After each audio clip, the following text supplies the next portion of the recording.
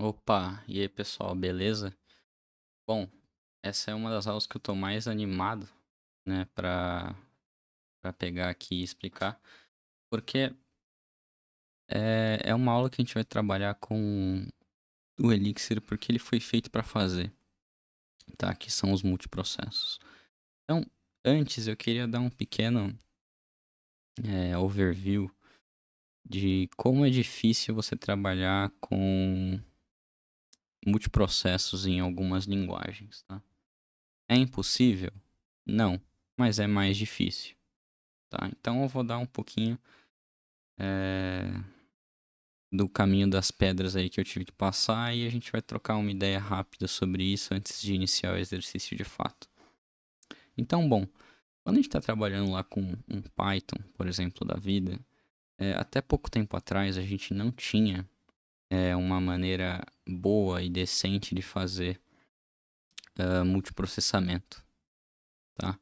Eu acho que de um tempo para cá, muitas linguagens, né, começaram a muitos mantenedores de linguagens, na verdade, começaram a se interessar nesse tópico, porque a gente começou a ter um avanço em hardware que ficou desproporcional ao avanço que a gente tem em software. Porque, assim, eu acho muito difícil você ter trabalhado no dia a dia com uma aplicação multithread, por exemplo, ou com algo que utilize concorrência ou paralelismo, né? A menos que você já tenha trabalhado, por exemplo, com um Node.js da vida, né? Então, para mim, né, o que me fez sair do Python, por exemplo, foi a dificuldade de gerenciar e trabalhar com multiprocessos. Hoje, né, já está um pouco melhor.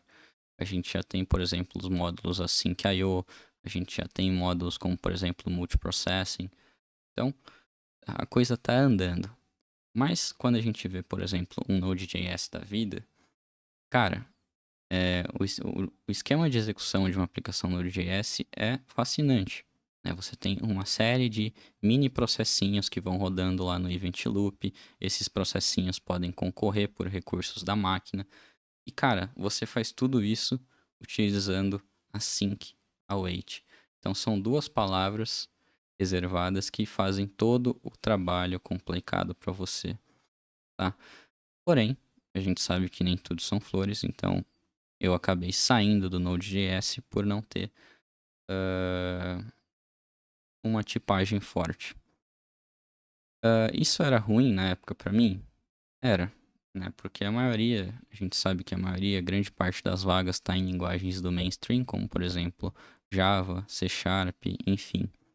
E aí eu falei, pô, eu tenho que aprender alguma dessas linguagens pelo menos para ter noção, né? E aí eu fui pro Java e pro C Sharp. Os dois, mais ou menos na mesma época, têm sintaxe extremamente parecida.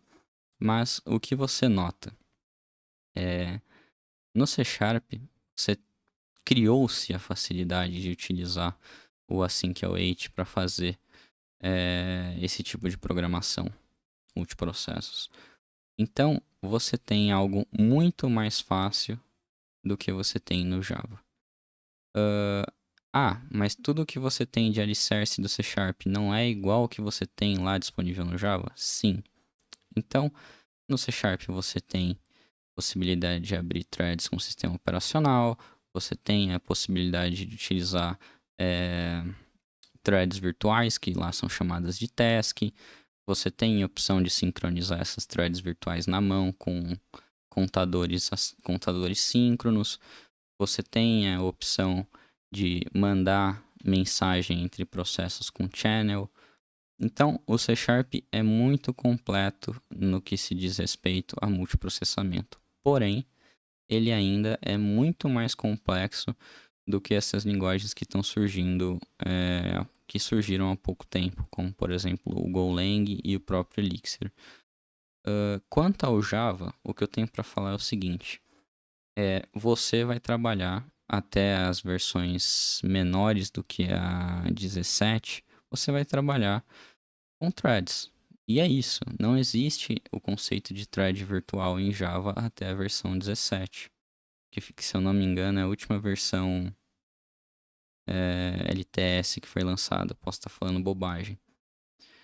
Mas ele te dá uma boa noção do processo árduo que você tem que fazer para fazer programação com multiprocessos, programação concorrente, enfim, como você deseja chamar. Então, vendo toda essa dificuldade, algumas linguagens mais novas começaram a trazer essas features com prioridade. Exemplo, o próprio Golang. O Golang trabalha já com o conceito de threads virtuais na sintaxe da linguagem, entendeu? Você não tem a classe específica como você tem no C Sharp ou como você tem agora na nova versão LTS do Java. Se eu não me engano, a versão 21 agora começou a suportar threads virtuais.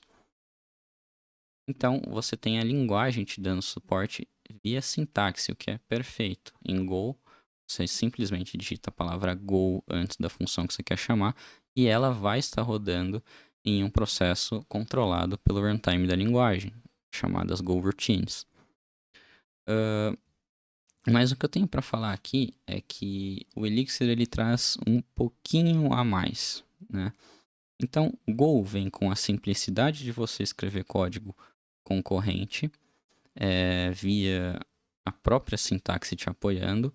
E o Elixir traz todo um ferramental de funções que se parece muito mais com a maneira que o Java e o C Sharp lidam com concorrência.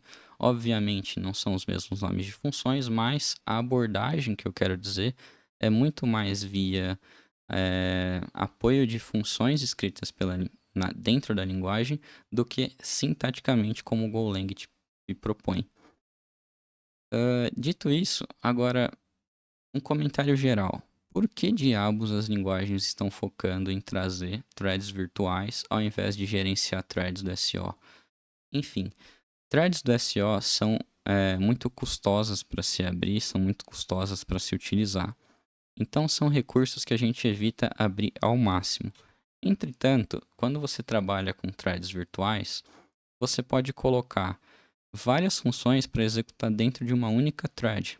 Isso significa que a JVM, por exemplo, lá do Java, pode pegar uma thread do sistema operacional, segurar para ela durante um bom tempo e ir injetando uma porrada de coisa para executar lá dentro daquela thread, que são as threads virtuais do Java, gerenciadas pela própria JVM.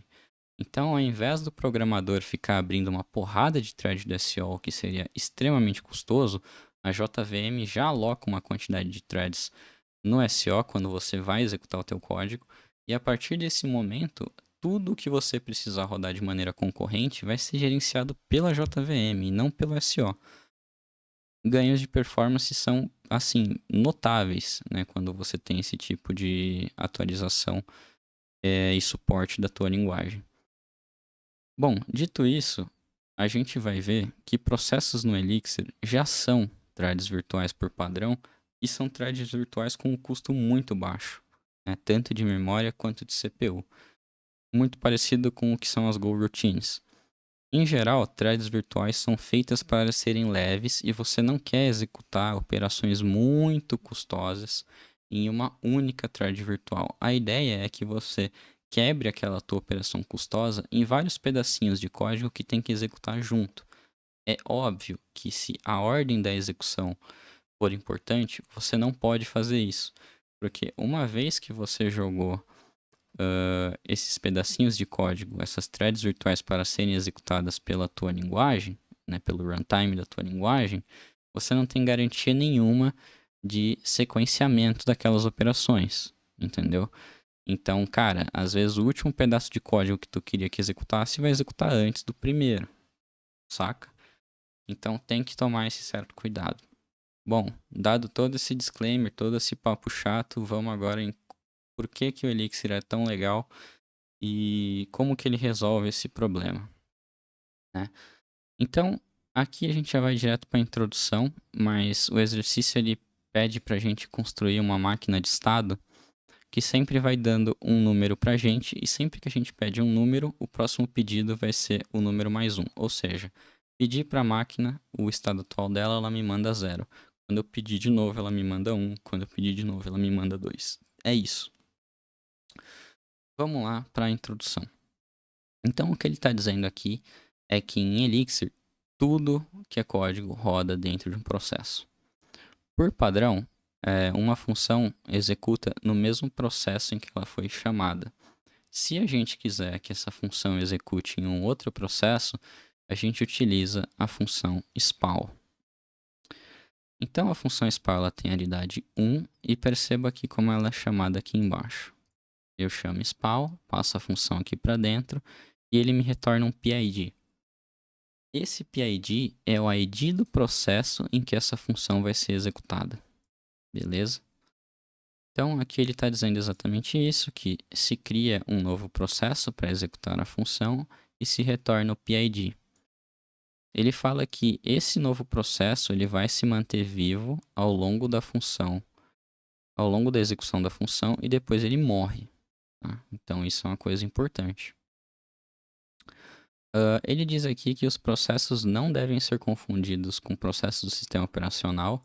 Então, como eu disse, a tendência agora é que tudo seja processo dentro da tua linguagem. Então, existe uma diferença gritante entre processos da linguagem e processos do SO.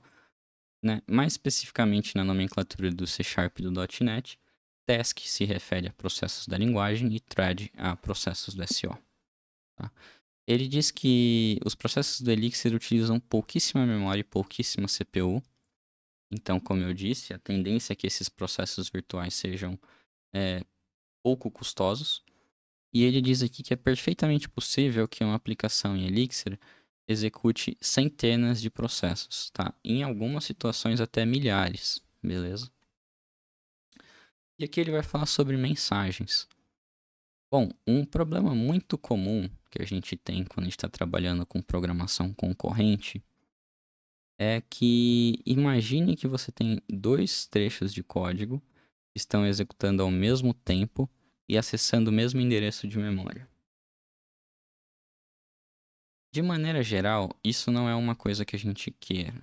Então, o que se convencionou na maioria das linguagens, isso é padrão, né?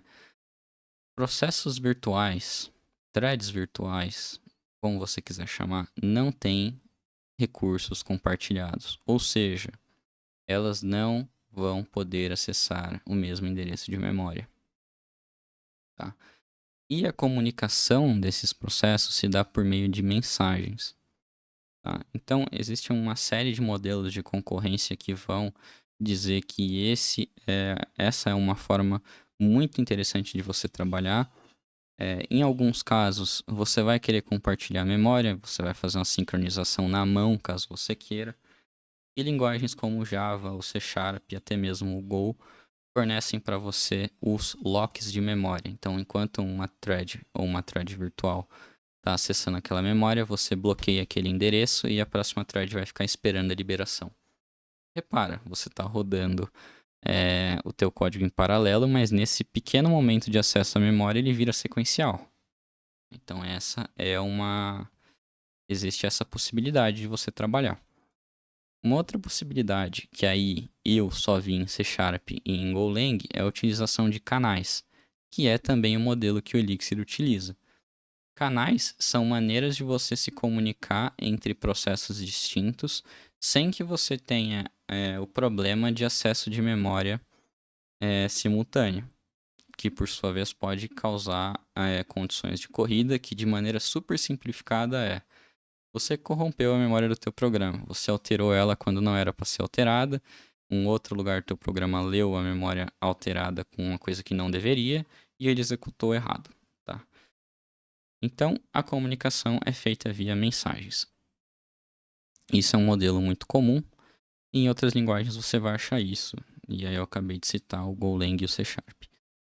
Aqui no Elixir ele diz que o método que a gente manda uma mensagem é o método send. E que o primeiro argumento do método send é o PID, que é o ID do processo que a gente quer enviar a mensagem. E o segundo argumento é a mensagem em si. Então, no caso do meu processo principal, querer mandar uma mensagem para esse processo aqui, eu mandaria send, o PID desse cara, e a mensagem que eu quero. Tá? E aí, mensagens podem ser parâmetros de funções. Então, se essa função fosse parametrizada, eu poderia receber o parâmetro via mensagem.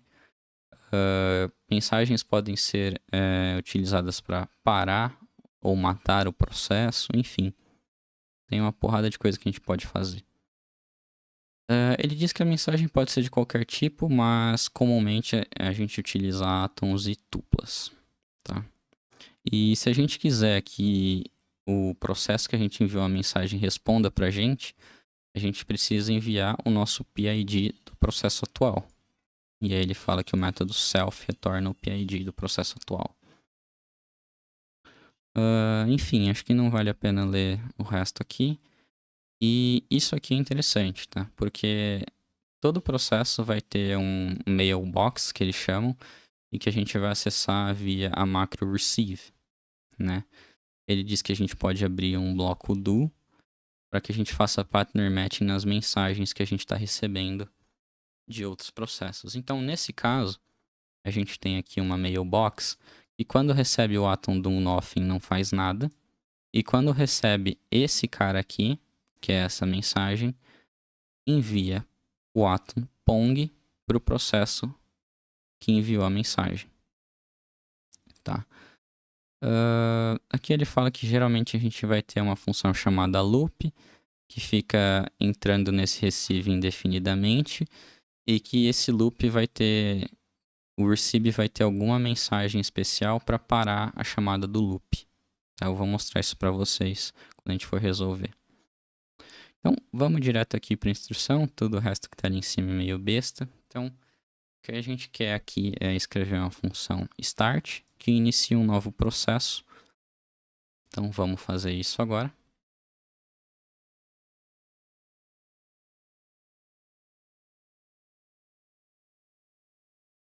E, bom, aqui eu vou passar uma função qualquer. Função sem parâmetro. E retorna 5. Isso aqui é suficiente para spawnar um processo. Então a gente pode testar isso via o EX -s mix.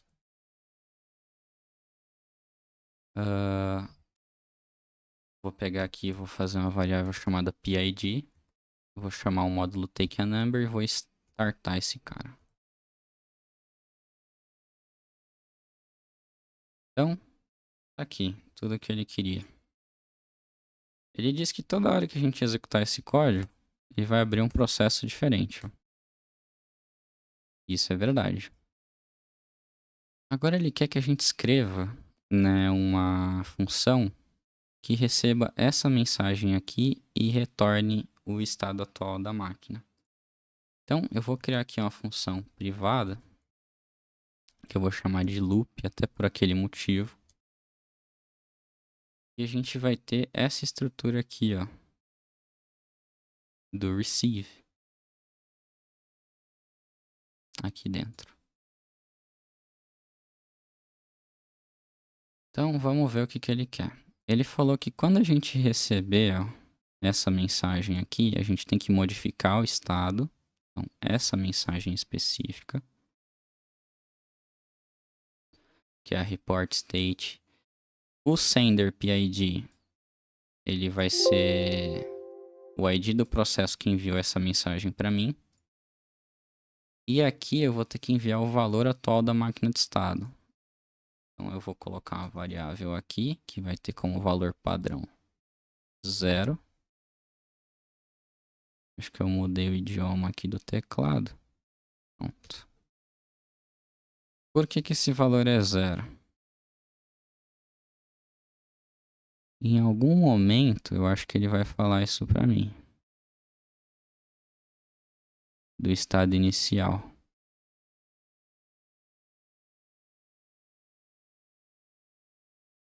Mas beleza. Aqui ele já dá essa dica. Ó. Ele chamou o send para machine PID e mandou essa mensagem. E o primeiro elemento que ele mandou é o 0. Então o estado inicial é 0. O que eu vou mandar aqui dentro? O value. Só que agora eu vou mostrar uma parada para vocês. Que é, eu vou startar o spawn com essa função loop aqui dentro. Não vou passar valor nenhum. Vou dar um recompile. Vou startar esse processo. Eu vou mandar essa mensagem aqui para ele me mandar o report. Opa.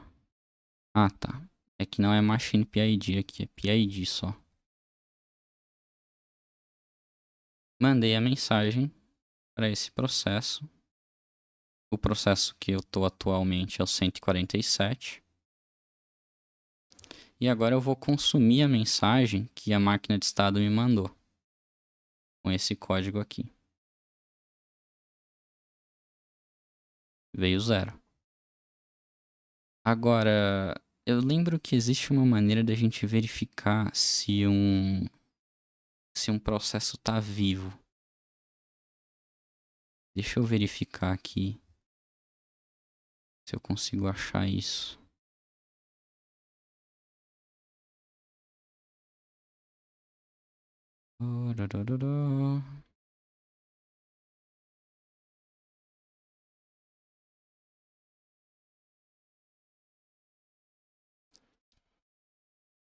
Process live.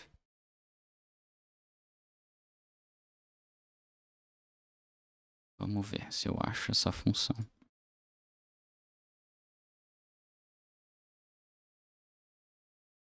Aqui, ó. Eu tenho uma função do módulo process, que é essa aqui, ó. Que ele vai verificar se um processo está vivo pra gente. Então, lembra, PID é esse cara aqui. A gente enviou a mensagem para ele e ele não chamou a função loop de volta. Então vamos ver se ele está vivo. Não está vivo mais. Então, se eu mandar a mensagem para esse cara, vamos ver o que acontece.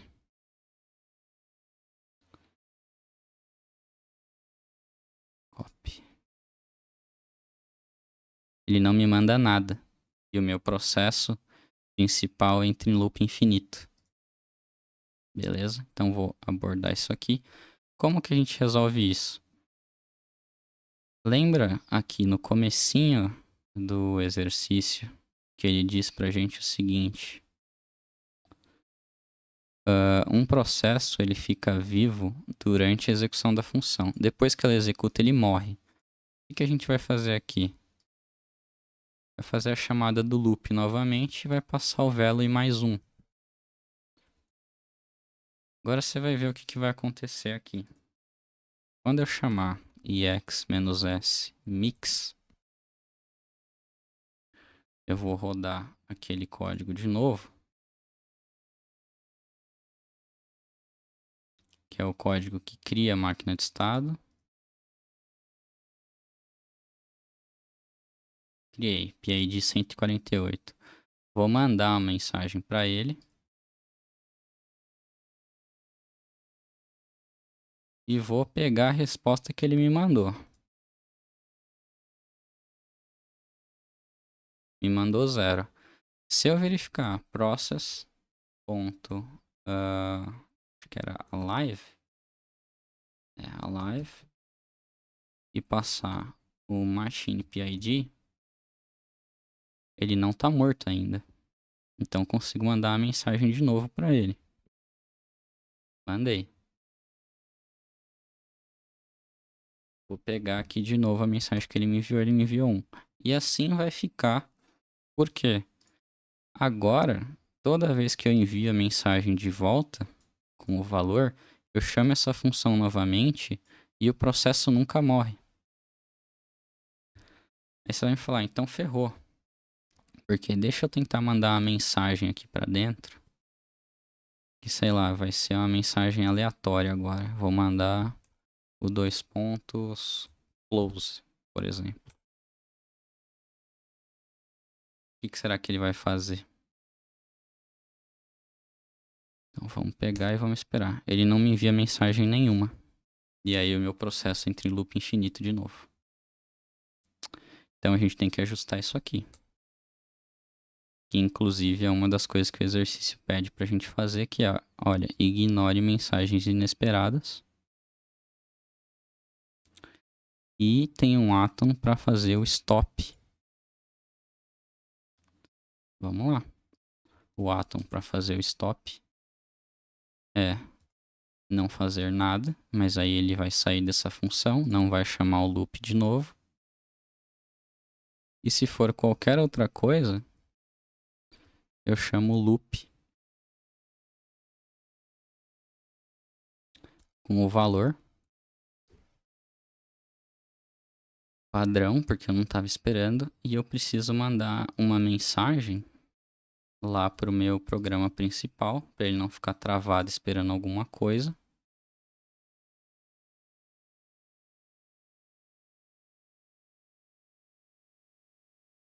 O que será que ele deu de BO aqui?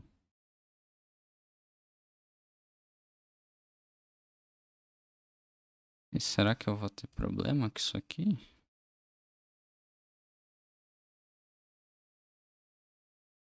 Mensagens inesperadas. Se eu chamar o loop de novo, ele continua querendo receber uma mensagem. Vamos testar.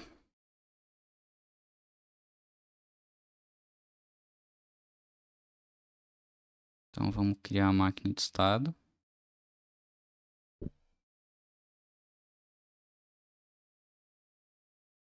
Vamos enviar uma mensagem qualquer para ele.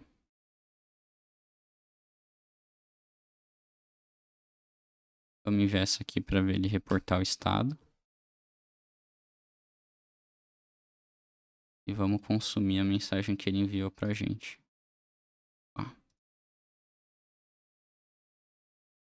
Consumimos 0. Vou fazer uma outra mensagem aqui.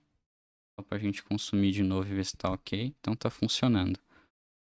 Se eu mandar a mensagem agora, que é o atom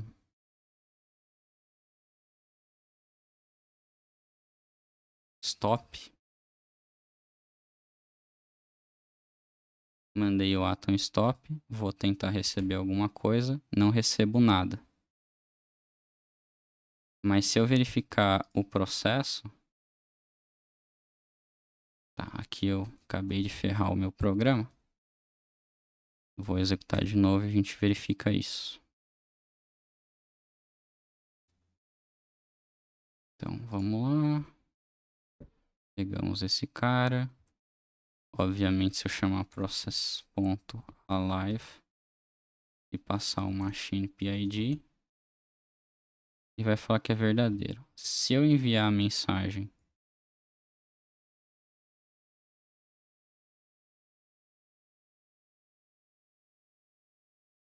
stop e verificar se o processo está vivo, ele manda false para mim. Vou abrir o mesmo processo, só que com outro cara.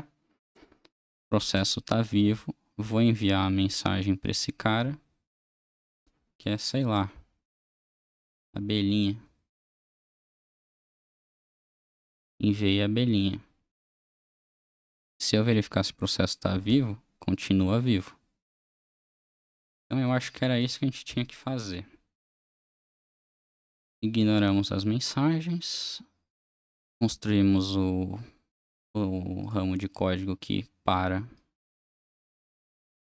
o loop, que para a máquina de estados. E temos aqui o comportamento padrão de máquina de estados, que é retornar value. Vamos lá para o mix test. A gente teve 4 falhas, vamos entender. Does not shut down after reporting on state. Vamos ver o que ele estava querendo fazer aqui.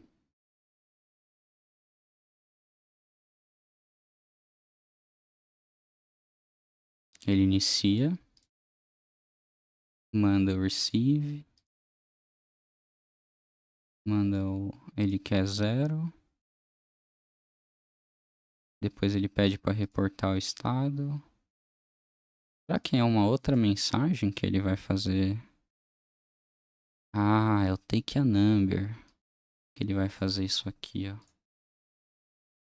Então é numa outra mensagem, ó. Então, tem essa outra mensagem aqui que a gente vai fazer. Aqui ele continua com o loop. Aqui a gente vai fazer o envio.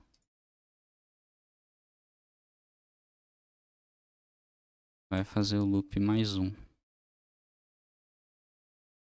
No report state ele sempre fica parado. No take a number ele envia e faz o loop com value mais um. Vamos ver. Teve 4 falhas, agora a gente teve 3 falhas. Take a number test. Quando eu faço take a number eu já mando com o mais um. Então eu já mando esse cara aqui. Passou em tudo. Era exatamente isso aqui que a gente tinha que fazer, galera. São duas mensagens, na verdade. Uma que reporta o estado e mantém o valor padrão. E outra que é o take a number, que envia com o valor modificado em mais um. E seta a próxima execução para o valor mais um. Beleza? Acho que o vídeo já ficou meio grande aqui. Eu vou parar a gravação. Espero que tenham gostado. Ficou bem complicadinho esse vídeo, mas é um assunto super legal aí do Elixir. E até uma próxima.